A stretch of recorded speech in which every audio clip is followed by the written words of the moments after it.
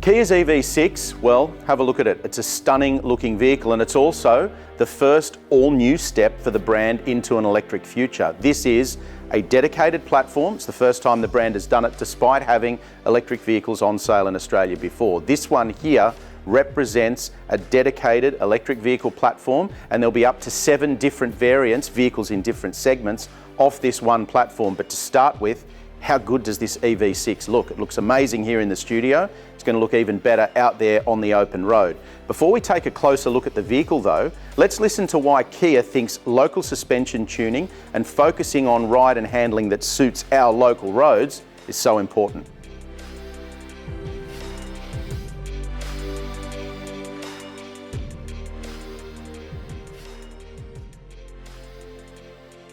Localisation's always been a very important part of our DNA, and we've always ensured that we incorporate a fun-to-drive character as well as a vehicle that feels safe to drive and feels well in control for the driver. We've been doing this for well over 10 years now, since 2010, and it's become an expectation, we believe. Both customers and even the motoring media now expect that a Kia product will get a localisation program, and it's been part of our success. We're strongly committed to it. Even though there were challenges posed with COVID, we ensured that for this very important product, the EV6, that we still incorporated a local ride and handling program. So the brand has a real commitment to delivering vehicles that are specific to the Australian market and that work well in local conditions. Graham Gambold is the engineer that heads up the team that looks specifically into the ride and handling tune of these vehicles before they're released on sale in Australia. And now let's listen to what Graham's got to say about the specific challenges of tuning this EV to our local road conditions.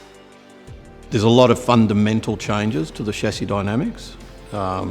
Both kinematic changes and actual dynamic performance changes that we have to sort of factor into our tuning design and our tuning models. That became a bit of a challenge because we hadn't had a lot of experience to the new platform prior to the car arriving, and we couldn't go to Korea to experience it and tune it and familiarise ourselves with it. So we did a lot of work on paper. With data sent down from Korea, giving us all the new dimensions, and like you say, centre of gravity, height is a big factor. But when we drove the car, I actually thought that even though the computer models had changed quite a bit, the car's dynamic wasn't as aggressively changed, if you like. So we then set about a process of tuning it, having driven European and domestic specification dampers, and got a feel for the car, and then tuned our damper requirement around that. You know, it's funny sitting in the EV6 and realising that a lot of the features that immediately look really impressive in this vehicle we were already familiar with from something like the new Sportage. So we've test driven Sportage recently, and these 2 screens, for example, feature in the Sportage with that subtle wraparound. They're huge, they're really visible. And in this EV6, I like a lot of the information that they display. So I think there's a lot of trickle down obviously now in car companies, and you can see it in the EV6 that it features in other vehicles. But that also brings up the point that when it comes to a brand like Kia, we've started to expect a really high quality cabin.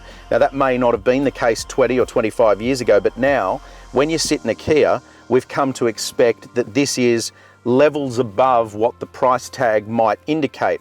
EV6, even though we don't know what the price is, EV6 really does deliver to that once again, because you sit in this and it feels like a really expensive premium cabin. A couple of things to note, obviously those screens which I've just mentioned, they're fantastic, and I think they're really going to add to the driving experience. Steering wheel controls, I think Kia does them as well as anybody does in terms of being well organised, easy to understand what the switches do, and they don't get in the way when you're driving.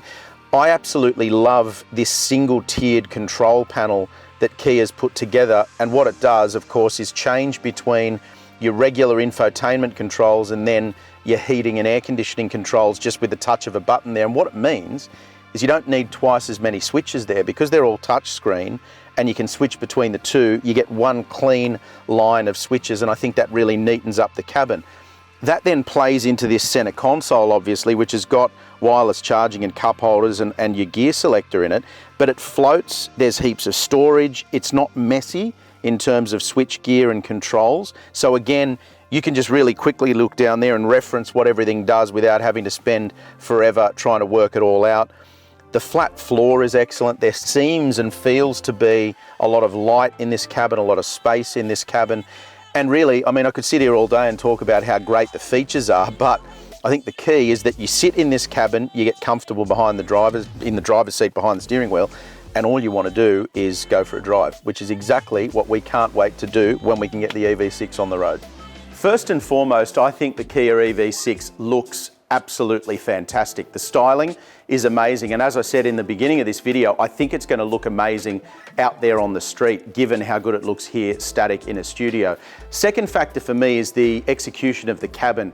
We expect a lot from Kia now because of the way the brand is delivering improved quality with every model, and that perception of technical, I guess, excellence inside the cabin, because you're getting infotainment, you're getting driver interactivity that you might expect from vastly more expensive vehicles. So I think in those two critical elements, Kia has really nailed the brief with the EV6.